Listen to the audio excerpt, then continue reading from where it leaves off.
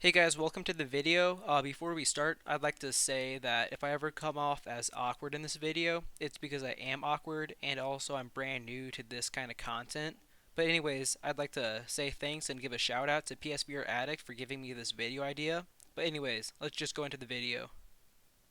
So let's start off with the build quality and how comfortable a headset is. That's one of the first things that you'll notice whenever you put a headset on, and it also impacts how much you can use it.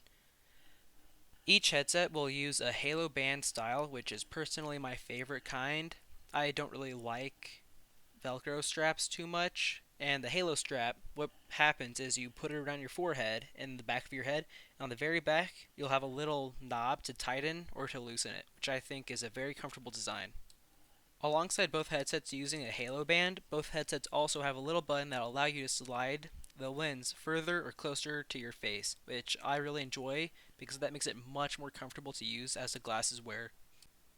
The PlayStation VR is a bit lighter than the Rift S, which for most people it's not going to make a big difference, but if you've ever noticed that your neck gets tired with the PlayStation VR, the Oculus Rift S will not be for you because you will get tired.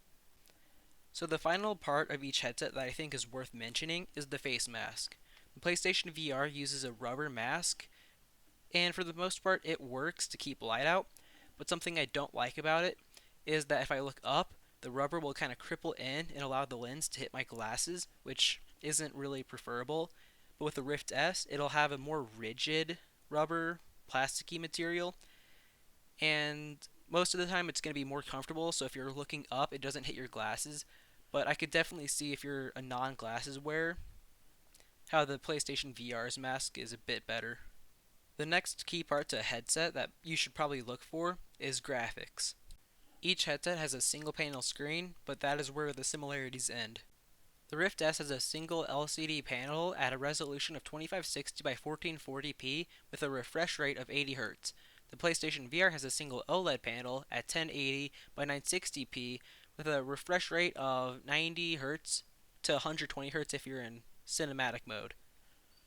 So in the end, the Rift S has a much higher resolution, while the PlayStation VR has a slightly higher frame rate. And for some people, having a better frame rate means everything to them. I know some people have made reviews where they can't use the Rift S for more than 30 seconds without wanting to vomit. So if you ever get nauseous while using the PlayStation VR, the Rift S is not good for you. Okay, now let's talk about controllers. The Rift S uses two Oculus Touch controllers, while the PlayStation VR uses PlayStation Move controllers. The main thing to look for when you're comparing these two different types of controllers is that the Oculus Touch controllers both have analog sticks, which is a big deal for me, and grip buttons, which, if you don't know what grip buttons will let you do, they're on the very side of it, and it makes picking things up like a ball or a gun or whatever you're picking up in a game more realistic and just better feeling, as well as throwing things, which feels a lot more natural. Another very big difference between these two headsets is the tracking method. The Rift S uses 5 infrared sensors that are inside of the headset, while the PlayStation VR uses one external camera that actually has two cameras inside of it so it can get a 3D view.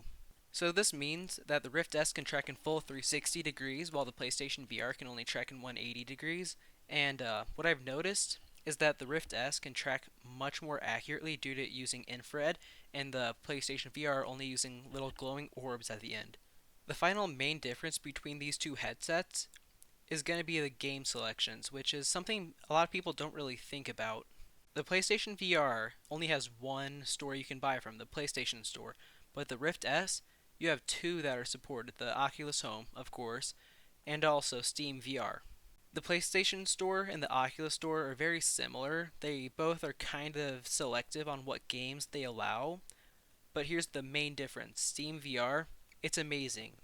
Any just small little indie game that wants to publish itself can publish itself there. So if you're looking for a variety of games, PlayStation VR and Oculus won't really deliver, but Steam VR, that's where it really delivers. One final thing about the games that you can get and play on PlayStation VR versus the Oculus is the mods. On the PlayStation VR, you can't install any mods, but on the Rift S, you can install mods on almost every single game.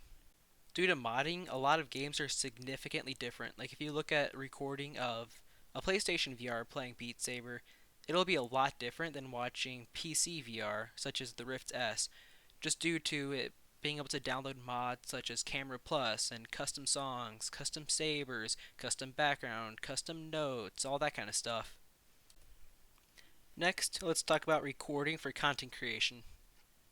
With the PlayStation VR, you only have two options for recording. Either just recording natively on the PlayStation VR, which will give you that 720p little like fisheye video, or hooking your PlayStation up to a computer with an Elgato and recording at 1080p and zooming in a little bit more so you get a full screen.